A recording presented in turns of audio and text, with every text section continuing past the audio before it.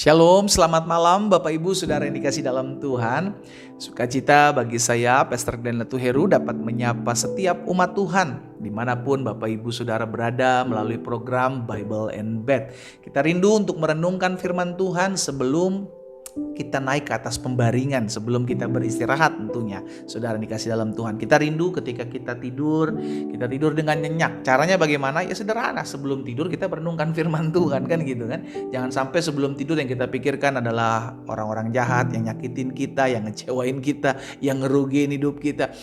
Wah, kita susah untuk tidur, saudara. Yang ada kepikiran terus gitu kan. Yang kita pikirin juga belum tentu mikirin kita. Ngapain kita mikirin? Jadi dengan kata lain, melalui program ini saya ajak, ayo umat Tuhan, kalau pagi kita merenungkan firman Tuhan melalui program Bible and Coffee, maka malam harinya kita merenungkan firman Tuhan melalui program Bible and Bed. Kita rindu bersama-sama untuk bertumbuh dalam pengenalan akan Tuhan, sehingga setiap kali kita merenungkan firman Tuhan, kerohanian kita, pertumbuhan iman kita tuh terlihat jelas gitu ya. Karena ketika kita tetap terus menjalani hari-hari hidup kita dengan merenungkan firman Tuhan pagi dan malam hari, maka kita kuat, saudara, menghadapi apapun, situasi apapun.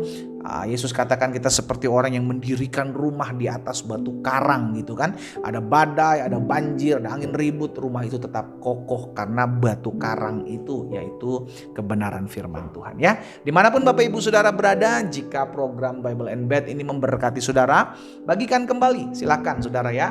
Juga klik tombol subscribe bagi Bapak Ibu yang belum follow gitu kan. Juga Bapak Ibu bisa klik tombol lonceng sehingga setiap renungan yang saya bagikan di program Bible and Bed ini, Bapak Ibu bisa mendapatkan pemberitahuannya di handphone Bapak Ibu. Puji Tuhan. Kita sama-sama berdoa, kita datang sama Tuhan. Bapak, terima kasih buat sepanjang hari ini. Kami bersyukur kami boleh melewatinya bersama Tuhan. Karena kami percaya bersama Yesus kami cakap lakukan segala perkara. Apapun yang kami hadapi sepanjang hari ini, kami tahu Allah turut bekerja dalam segala sesuatu untuk mendatangkan kebaikan bagi kami. Apapun yang kami gumuli, apapun yang kami hadapi, bahkan kalau ada doa-doa yang hari ini kami belum dapat dijawab oleh Tuhan, kami percaya waktu Tuhan yang terbaik. Karena itu kami rindu untuk mendengarkan sabda-Mu. Roh Kudus urapi kami dengan roh hikmat dan wahyu, sehingga kami mengerti akan kebenaran yang memerdekakan. Dalam nama Yesus Kristus Tuhan kami berdoa. Haleluya. Amin, amin, puji Tuhan. Saudara dikasih dalam Tuhan, Rasul Paulus sampaikan di dalam Galatia pasal 3 ayat 9. Jadi mereka yang hidup dari iman, garis bawahi itu saudara ya. Mereka yang hidup dari iman. Siapa itu mereka? Semua orang yang hidup dari iman, dikatakan begini, merekalah yang diberkati. Haleluya. Merekalah yang diberkati bersama-sama dengan Abraham yang beriman itu. Jadi Alkitab katakan orang yang hidup dari iman, mereka juga akan mengalami berkat yang sama seperti apa yang Abraham alami. Jadi tolak ukurnya apa saudara? Iman. Itu sebabnya kita hari-hari ini harus hidup dari iman. Apa sih itu iman? Ibrani pasal 11 ayat yang pertama, iman adalah dasar dari segala sesuatu yang tidak kita lihat dan bukti dari segala sesuatu yang kita harapkan. Jadi saudara yang dikasih dalam Tuhan, hidup orang percaya itu harus hidup pakai iman, bukan dengan mata jasmani. Karena kalau kita lihat mata jasmani, waduh, iya kan, gampang sekali kita kecewa, gampang sekali keadaan membuat kita takut. Apalagi hari-hari ini goncangan demi goncangan dari ekonomi tergoncang, rumah tangga ikut bergoncang, damai sejahtera mulai hilang. Wah, kalau kita hidup hanya berdasarkan kenyataan, realita, fisik yang kita lihat, saya berani pastikan kita akan tergoncang saudara. Kita akan tergoncang. Namun kita bersyukur karena kita tidak hidup berdasarkan apa yang kita lihat. Kita hidup dari iman. Sama-sama bilang sama saya, dari iman saya hidup. Amin. Tentu iman kita adalah kepercayaan kita kepada Tuhan. Kita percaya Tuhan pelihara kita. Kita percaya Tuhan buka jalan dalam hidup kita. Kita percaya Tuhan buat mujizat dalam hidup kita. Kita percaya kita tidak pernah berjuang sendiri menghadapi apapun. Kita percaya selalu ada pertolongan Tuhan dalam hidup kita. Semuanya itu belum terjadi saudara. Iya kan? Semuanya itu belum terjadi. Tetapi kita lihat dengan mata iman kita. Makanya Abraham, bapak orang beriman, dasar untuk berharap itu gak ada. Dia udah tua gitu kan. keadaannya nggak mungkin dia bisa melahirkan keturunan. Sarah juga udah tua, udah mati ait Alkitab katakan. Jadi udah nggak ada sesuatu yang dasar untuk percaya itu nggak ada, dasar untuk berharap itu nggak ada.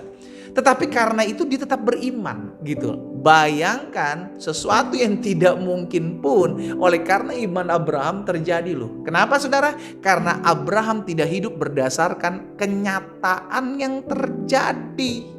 Abraham hidup berdasarkan janjinya Allah. Nah, itu sebabnya hari ini kita diingatkan juga, ayo hidup dari iman. Apa yang kita imani? Janji Tuhan. Dari mana saya tahu janji Tuhan? Dari firman. Gitu saudara. Jadi semua itu basicnya, dasarnya firman. Makanya melalui program-program yang ada, saya ajak setiap umat Tuhan. Dari pagi hari program Bible and Coffee, malam hari program Bible and Bed. Itu firman, itu janji. Dan kita hidup berdasarkan pengharapan akan hal itu.